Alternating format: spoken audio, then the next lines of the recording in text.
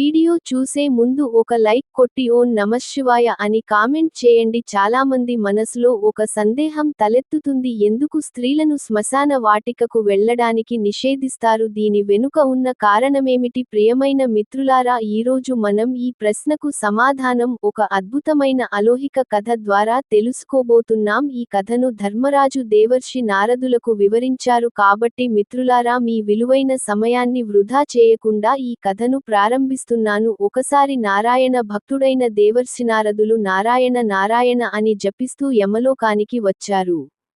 నారదులను చూసిన యమరాజు ఎంతో సంతోషించి, హే బ్రహ్మానంద, యమలోకంలో మీకు స్వాగతం చెప్పండి. ఈరోజు ఏ ప్రయోజనంతో ఇక్కడికి వచ్చారు? మీరు ఏదైనా ముఖ్యమైన సమాచారంతో వచ్చి ఉంటారని అనుకుంటున్నాను అని అడిగారు. యమరాజు మాటలు విన్న నారదులు చేతులు జోడించి, హే సూర్య తనయ, హే దండ ధారగా, ముందుగా మీకు నా ప్రణామాలు. నేను ఈరోజు ఏ సమాచారంతోనూ రాలేదు.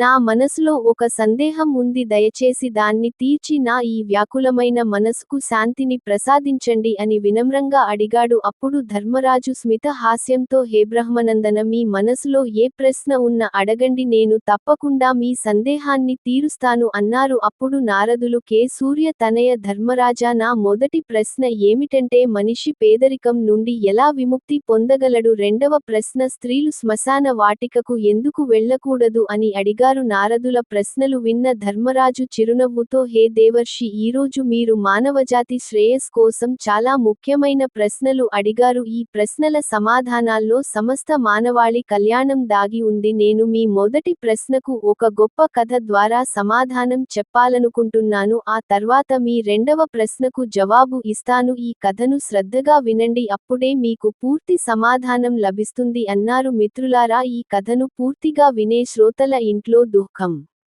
దారిద్ర్యం నశిస్తాయి, వారు పేదరికం నుండి విముక్తి పొందుతారు. కథను ప్రారంభిస్తూ ధర్మరాజు ఇలా అన్నారు, హే దేవర్షి, పురాతన కాలంలో దక్షిణ దశలో ఒక నగరం ఉండేది.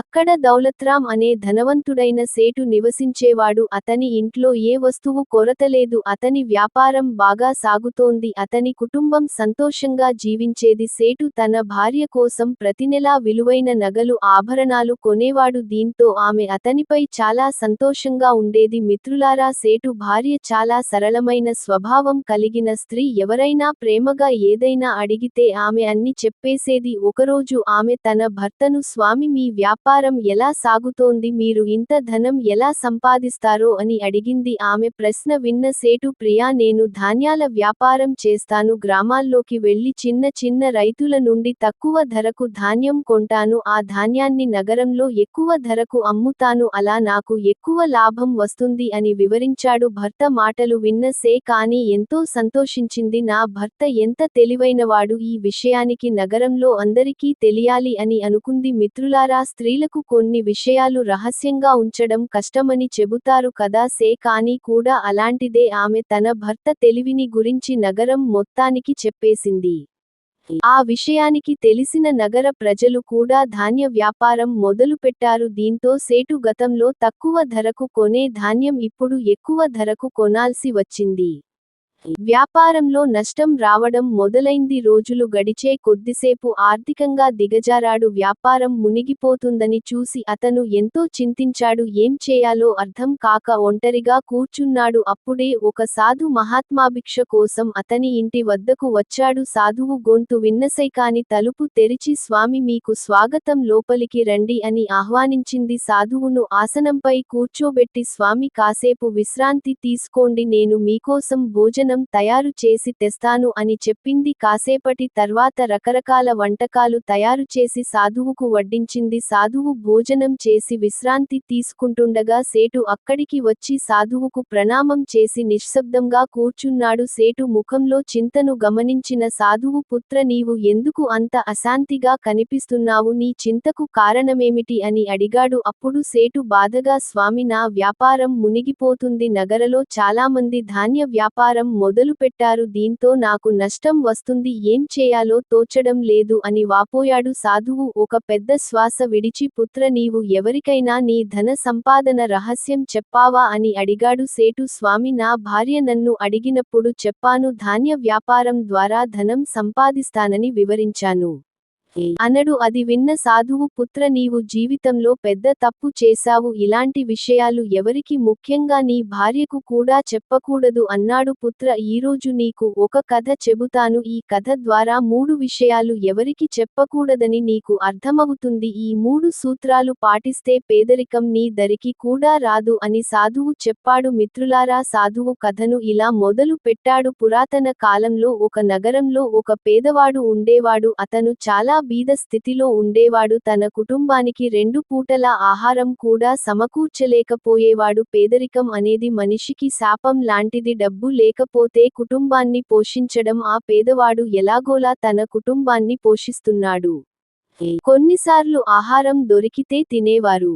లేకపోతే ఆకలితోనే పడుకునేవారు. ఒకరోజు అతని భార్య, స్వామి, ఈ పేదరికం బురదలో ఎన్నాళ్లు కొట్టుకుంటా, ఎప్పుడు మనకు ఈ బాధ నుండి విముక్తి లభిస్తుంది? మనకు కడుపునిండా తినడానికి కూడా డబ్బు లేదు. ఇలా ఎన్నాళ్లు సాగుతుంది? దయచేసి నగరానికి వెళ్లి ధనం సంపాదించండి అని బతిమాలింది. భార్య పదే పదే చెప్పడంతో ఆ పేదవాడు ధనం సంపాదించడానికి నగరం బాట పట్టాడు. అడవుల మీదుగా నగరం వైపు నడవడం మొదలుపెట్టాడు. ఎంతో దూరం నడిచిన తర్వాత అతను ఒక అడవిలోకి చేరుకున్నాడు. చాలా సేపు నడిచినందున అతను అలసిపోయాడు. దాహంతో గొంతు ఎండిపోతోంది. అడవిలో నది కోసం వెతుకుతూ ఒక నదిని చూశాడు. నది దగ్గరకు వెళ్లి కడుపునిండా నీళ్లు తాగాడు. ఆ తర్వాత మళ్లీ తన గమ్యస్థానం వైపు పయనం కొనసాగించాడు. అడవి మధ్యలోకి చేరుకున్నాడు. అక్కడ అతనికి ఒక భారీ వట వృక్షం కనిపించింది. ఆ వృక్షం చుట్టూ ఒక దివ్యమైన కాంతి వ్యాపించి ఉంది. దాని కొమ్మలు ఆకాశాన్ని తాగుతున్నట్లు, దాని వేళ్లు భూమిని గట్టిగా పట్టుకున్నట్లు ఉన్నాయి. చల్లని గాలివీస్తూ శాంతమైన వాతావరణముంది. ఆ పేదవాడు ఆ చెట్టు కింద కూర్చుని విశ్రాంతి తీసుకోవడం మొదలుపెట్టాడు. సాధువు కథను కొనసాగిస్తూ, పుత్ర, ఆ పేదవాడు వటవృక్షం కింద విశ్రాంతి తీసుకుంటుండగా ఒక పెద్ద సర్పం అడవి నుండి వచ్చి చెట్టు పైకి ఎక్కింది. అతను నిశ్శబ్దంగా ఆ దృశ్యాన్ని చూస్తూ, ఈ సర్పము ఎందుకు చెట్టుపైకి ఎక్కుతుంది అని ఆలోచించాడు. ఆసక్తితో అతను సర్పం వెనకాలే చెట్టు పైకి ఎక్కాడు. అప్పుడు అతని చూపు చెట్టు కొమ్మపై ఉన్న చిలుకల గూడు పై పడింది. గూటిలో చిలుకలు, మైనాల పిల్లలు ఉన్నాయి. సర్పాన్ని చూసిన ఆ పిల్లలు భయంతో కేకలు వేయడం మొదలుపెట్టాయి. అతను వెంటనే అర్థం చేసుకున్నాడు, ఈ సర్పం ఆ పిల్లలను తినడానికి వచ్చిందని. నేను ఈ పిల్లలను కాపాడకపోతే పాపం తగులుతుంది. పిల్లలు ఎవరివైనా సరే వాటిని రక్షించడం మనిషి ధర్మం అని అనుకున్నాడు. సర్పం పిల్లల దగ్గరకు చేరుకుంటుండగా ఆ పేదవాడు త్వరగా ఒక కొమ్మును విరిచి సర్పంపై గట్టిగా కొట్టాడు. సర్పం కిందపడి అడవిలోకి పారిపోయింది. ఆ తర్వాత అతను మళ్లీ వటవృక్షం కింద వచ్చి విశ్రాంతి తీసుకున్నాడు. ఇది చూసిన చిలుకలు, మైనాల పిల్లలు అతని దేవుడిలా భావించి మనసులో దీవెనలు పంపాయి. అదే సమయంలో చిలుక, మైన జంట తమ పిల్లల కోసం ఆహారం తెచ్చి వాటిని సంతోషంగా చూసి జరిగిన విషయానికి తెలుసుకున్నాయి. పిల్లలు తమ తల్లిదండ్రులతో, అమ్మ, ఈ వృక్షం కింద విశ్రాంతి తీసుకుంటున్న ఈ మనిషి మాకు దేవుడిలా వచ్చాడు. ఆ భయంకరమైన సర్పం నుండి మమ్మల్ని కాపాడాడు. ఈరోజు మేము బతికి ఉన్నామంటే అతని వల్లే అని చెప్పాయి. ఈ మాటలు విన్న చిలుక, మైన ఆనందంతో అతని దగ్గరకు వచ్చి, హే దయ మీద, నీవు మా పిల్లల ప్రాణాలు కాపాడి మాపై గొప్ప ఉపకారం చేశావు. ఈ రుణం మేము ఎన్నటికీ మర్చిపోలేము అని కృతజ్ఞతలు తెలిపాయి. అప్పుడు అతన్ని, నీవు ఎవరు, ఎక్కడికి వెళ్తున్నావు అని అడిగాయి. అతను బాధగా, నేను ఒక పేదవాడిని, ధనం సంపాదించడానికి నగరానికి వెళుతున్నాను. చాలా దూరం నడిచి అలసిపోయాను. ఈ వట వృక్షం చల్లని నీడలో విశ్రాంతి తీసుకుంటుండగా సర్వం మీ పిల్లలను తినడానికి వస్తుందని చూసా. మానవ ధర్మం ప్రకారం ఆ సర్పాన్ని తరిమాను అని చెప్పాడు. చిలుక, మైన జంట, నీవు మాకు ఎంతో మేలు చేశావు. పిల్లలు లేనిదే జీవితంలో సంతోషం ఉండదు. నీవు కూడా నీ పిల్లల కోసమే ధనం సంపాదించడానికి వెళ్తున్నావు కదా. నీవు మా పిల్లలను కాపాడావు కాబట్టి మేము నీ పిల్లల ఆకలిని తీర్చాలనుకుంటున్నాము. మేము చిలుక, మైన జంట ఈరోజు నుండి నీకు విలువైన ముత్యాలు తెస్తాను. మనుషులకు ఈ ముత్యాలు చాలా ఖరీదైనవని విన్నాము. నీవు ఈ ముత్యాలను అమ్మి నీ కుటుంబానికి ఆహారం కొనుక్కో, బదులుగా నీవు ఇక్కడే ఉండి మా పిల్లలను కాపాడాలి అని చెప్పాయి. ఈ మాటలు విన్న ఆ పేదవాడు సంతోషంతో ఇక్కడే కూర్చుంటే ధనం వస్తుందంటే నగరానికి వెళ్లడం ఎందుకు అని అనుకుని వాటి ప్రతిపాదనను అంగీకరించాడు. మిత్రులారా, ఆ పేదవాడు చిలుక ఇచ్చిన కొన్ని ముత్యాలను తీసుకుని బజారుకు వెళ్లాడు. వాటిని అమ్మి తనకు కావాల్సిన సామాన్లు కొనుక్కున్నాడు. వట వృక్షం కింద ఒక చిన్న గుడిసె వేసుకొని అక్కడే నివసించడం మొదలుపెట్టాడు. చిలుక మైనా పిల్లలను జాగ్రత్తగా చూసుకునేవాడు. ఇప్పుడు చిలుక మైన జంట నిశ్చింతగా ఉండేది. ఉదయనే ఆహారం కోసం బయలుదేరి సాయంత్రం తిరిగి వచ్చేవి. తమ పిల్లలు సురక్షితంగా ఉన్నాయని చూసి సంతోషించేవి. ప్రతిరోజు అతనికి ముత్యాలు ఇచ్చేవి. ఇలా చిలుక మైనా పిల్లలను చూసుకుంటూ అతనికి చాలా నెలలు గడిచాయి. ఆ పిల్లలు కూడా పెద్దవాయి ఎగరడం నేర్చుకున్నాయి. అప్పుడు అతనికి తన భార్య పిల్లల జ్ఞాపకం వచ్చింది. ఒకరోజు అతను చిలుక మైన జంటతో, మిత్రులారా, చాలా రోజులైంది నా ఇంటికి వెళ్లి నా భార్య పిల్లలు ఎలా ఉన్నారో తెలియదు అని బాధపడ్డాడు. అది విన్న చిలుక మైన, హే దయమయుడా, నీవు నిశ్చింతగా నీ ఇంటికి వెళ్ళు, మా పిల్లలు ఇప్పుడు ఎగరగలరు, మాకు ఇక భయం లేదు, నీవు నీ కుటుంబాన్ని చూసుకో, ఎప్పుడైనా మమ్మల్ని కలవాలి అనుకుంటే ఇక్కడికి వచ్చేయి అని చెప్పాయి. అంత చెప్పి అతనికి ఎన్నో ముత్యాలు ఇచ్చాయి. ఆ పేదవాడు ఆ ముత్యాలతో ఇంటికి చేరుకున్నాడు. భార్యకు ముత్యాలు చూపించాడు. అన్ని ముత్యాలను చూసిన ఆమె సంతోషంతో ఆనంద బాష్పాలు రాల్చింది. స్వామీ, ఈ విలువైన ముత్యాలు ఎక్కడివి అని అడిగింది. అతను, ప్రియ, ఈ ముత్యాలు చిలుక మైన జంట ఇచ్చింది, నేను వాటి పిల్లలను చాలా నెలలు కాపాడాను. బదులుగా వీటిని ఇచ్చాయి. ఈ ముత్యాలను అమ్మితే మనం ధనవంతులం అవుతాం, ఈ పేదరికం నుండి బయట పడతాం అన్నాడు. మిత్రులారా, ఆ ముత్యాలను అమ్మి అతను తన కుటుంబానికి అవసరమైన సామాలు, అందమైన ఇల్లు కొనుక్కున్నాడు. భార్య పిల్లలతో సంతోషంగా జీవించడం మొదలుపెట్టాడు. కానీ ఒకరోజు ఆ రాజ్యంలోని రాజు రుద్రదేవుడు ఒక తీవ్రమైన వ్యాధితో బాధపడ్డాడు.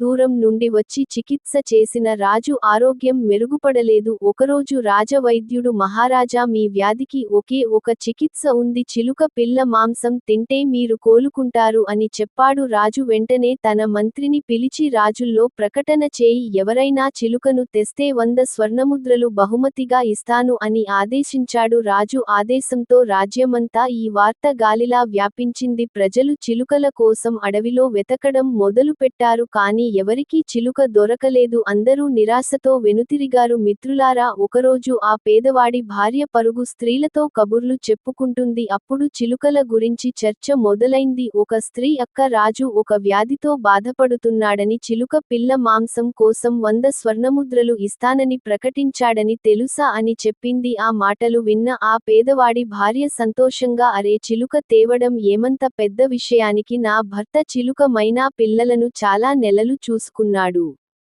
అతను ఒకటి కాదు, చాలా చిలుకలు తీగలడు అని అన్నది. ఆమె మాటలు విన్న స్త్రీలు తమ భర్తలకు చెప్పారు. ఆ వార్త నగరం అంతా వ్యాపించింది. రాజు రుద్రదేవుడికి కూడా ఈ విషయానికి తెలిసింది. వెంటనే సైనికులను పంపి ఆ పేదవాడిని పట్టుకుని తీసుకొచ్చాడు. రాజుకోపంగా, ఎన్ని రోజులు నీవు నాకు చిలుక ఎందుకు తేలేదు, ఇప్పుడే వెళ్లి చిలుక తీసుకురా, తెస్తే బహుమతి ఇస్తాను, లేకపోతే మరణశిక్ష విధిస్తాను అని హెచ్చరించాడు. రాజు మాటలతో ఆ పేదవాడు భయపడ్డాడు. మహారాజా, నన్ను చంపండి, కానీ చిలుకను తేలేను, నేను వాటి ప్రాణాలు కాపాడాను, రక్షకుడు భక్షకుడు ఎలా అవుతాడు అని వేడుకున్నాడు. కానీ రాజు కోపం తగ్గలేదు. నీవు చిలుక తేకపోతే నీ భార్య పిల్లలను చంపేస్తాను అని బెదిరించాడు. మిత్రులారా, పిల్లల గురించి బెదిరిస్తే ఎవరైనా బలహీనులవుతారు కదా. ఆ పేదవాడు భయంతో వణికిపోయాడు. ఇప్పుడు చిలుక తీసుకెళ్ళక తప్పదు అని అనుకున్నాడు. కోపంతో ఇంటికి వచ్చి భార్యను, నీవు ఏం అనర్థం చేశావు, మనం ఏం చేస్తామో, ఎక్కడికి వెళ్తామో ఎవరికి చెప్పకూడదు, కానీ నీవు నగర స్త్రీలకు చెప్పేశావు. ఆ దుష్టరాజుకు తెలిసిపోయింది. ఇప్పుడు నేను ఏం చేయను, ఆ చిలుక మైన వల్లే మనం పేదరికం నుండి బయట పడ్డాం. వాటితో ద్రోహం ఎలా చేస్తారో అని ఆవేదనతో అరిచాడు. కాసేపటి తర్వాత శాంతించి, ప్రియ, కొన్ని విషయాలు ఎవరికీ చెప్పకూడదు. ఒకటి, మన ఇంట్లో ఎంత ధనం ఉంది, ఎలా సంపాదిస్తామో. 2, పతిపదిని మధ్య ప్రేమ గురించి. 3, గొడవలు, అవమానాల గురించి. ఇవి చెప్పకూడదు, లేకపోతే ఇతరులు మన బలహీనతను ఉపయోగించుకుంటారు. 4 మన బలహీనతలు ఉన్నతి రహస్యాలు బయట పెట్టకూడదు అని వివరించాడు సాధువు కొనసాగస్తూ పుత్ర కుటుంబానికి సంఘటన కలిగే విషయాలు భార్యకు కూడా చెప్పకూడదు.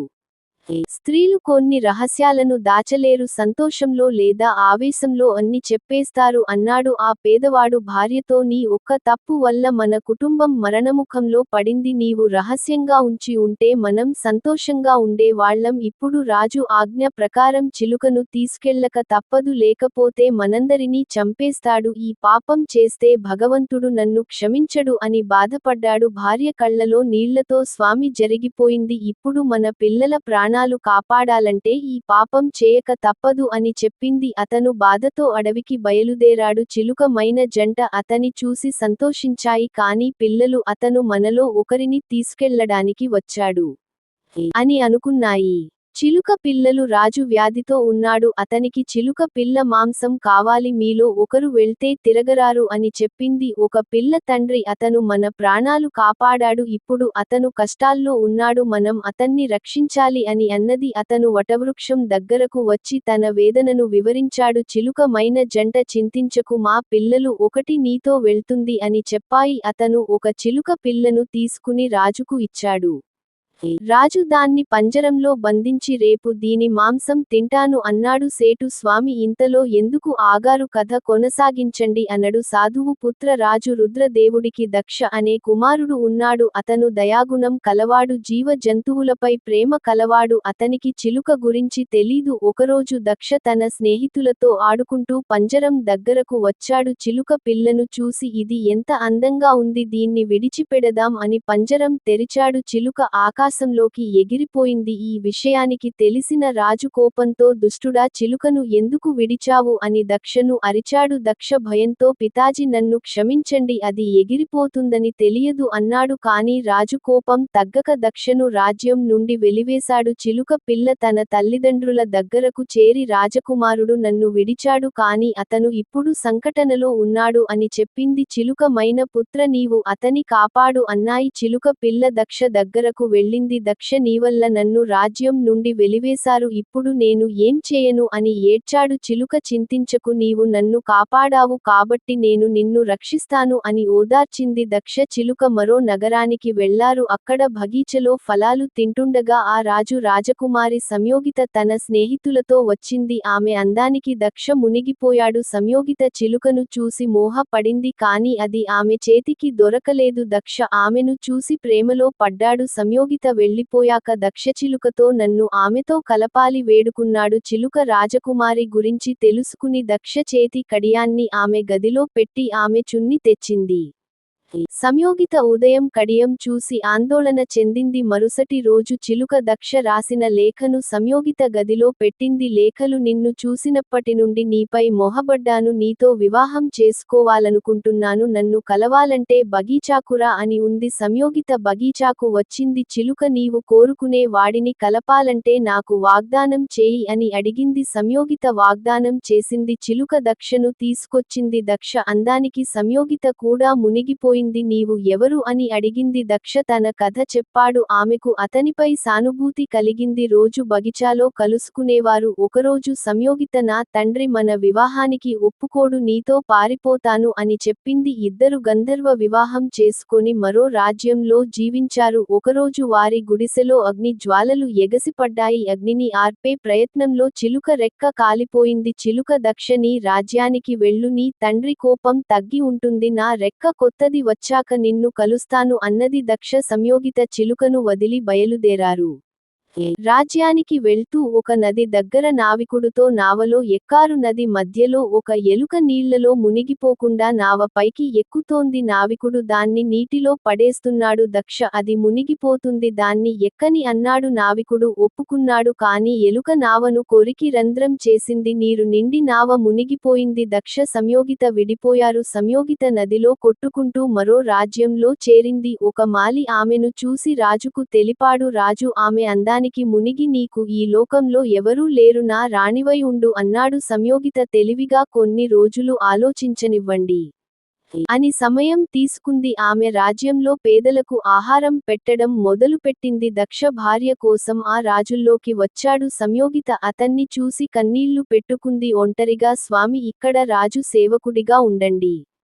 సమయం వచ్చినప్పుడు పారిపోదాం అని చెప్పింది. దక్ష రాజుకు సేవకుడైనడు. ఒకరోజు చిలుక కొత్త రెక్కలతో వచ్చి వారిని చూసింది. రాత్రి సైనికులు నిద్రపోతారు, అప్పుడు మిమ్మల్ని రక్షిస్తాను అన్నది. రాత్రి సైనికులు నిద్రపోగానే దక్ష సంయోగిత చిలుకతో రుద్రదేవుడి రాజ్యానికి చేరారు. రాజు తన కొడుకుని చూసి సంతోషించి నన్ను క్షమించు అని వేడుకున్నాడు. దక్ష పితాజీ, నన్ను ఈ చిలుక కాపాడింది అన్నాడు. రాజు ఇకనుండి రాజ్యంలో జీవులను చంపడం నిషేధం అని ప్రకటించాడు. సాధువు పుత్ర, కొన్ని రహస్యాలు చెప్పడం వల్ల సంకటాలు వస్తాయి. నీవు భార్యకు చెప్పినట్లే ఇప్పుడు నీ వ్యాపారం కష్టాల్లో పడింది అన్నాడు. సేటు తప్పు తెలుసుకుని భార్యకు వివరించాడు. ధర్మరాజు నారదులతో, హే దేవర్షి, ఇప్పుడు నీ మొదటి ప్రశ్నకు సమాధానం దొరికింది కదా, ఇప్పుడు రెండవ ప్రశ్నకు జవాబు చెబుతాను అన్నారు. యమ్మరాజు, స్త్రీల స్వభావం సున్నితంగా కరుణామయంగా ఉంటుంది. అంతిమ సంస్కారాల సమయంలో వాతావరణం గంభీరంగా దుఃఖంగా ఉంటుంది. దీన్ని చూసి స్త్రీలు కలత చెందిస్తారు. అది మృతిని ఆత్మకు బాధ కలిగిస్తుంది. శ్మశాన వాటిక సానుకూల ప్రతికూల శక్తుల సమ్మేళనం. అక్కడ తాంత్రిక దైవ కార్యాలు జరుగుతాయి. స్త్రీలు అక్కడ ఉంటే భయపడతారు. వారి సున్నితమైన హృదయం వల్ల ప్రతికూల శక్తులు త్వరగా ప్రభావితం చేస్తాయి. అది వారి మానసిక శారీరక ఆరోగ్యాన్ని దెబ్బతీస్తుంది అని వివరించారు నారదులు. హే ధర్మరాజా, నీ నోటి నుండి జ్ఞానం విని ధన్యుడునయ్యాను. ఈ జ్ఞానాన్ని త్రిలోకంలో వ్యాపింప చేస్తాను అన్నారు. మిత్రులారా, ఈ కథ మీకు నచ్చిందని ఆశిస్తున్నాను. ఈ కథలో జీవిత సత్యాలు, దయ, ప్రేమ, త్యాగం గురించి ఎంతో నేర్చుకున్నాము. ఈ కథ మనకు ఒక గొప్ప సందేశాన్ని ఇస్తుంది. మన రహస్యాలను రక్షించుకోవడం, ఇతరుల పట్ల దయ చూపడం ఎంత ముఖ్యమో ఈ కథ విన్న ప్రతి ఒక్కరి జీవితంలో సంతోషం, శాంతి నిండాలని కోరుకుంటున్నాను. మీ ఇంట్లో దుఃఖం, దారిద్ర్యం తొలగి సుఖసంతోషాలు వెల్లివిరియాలని ఆ భగవంతుడిని ప్రార్థిస్తున్నాను.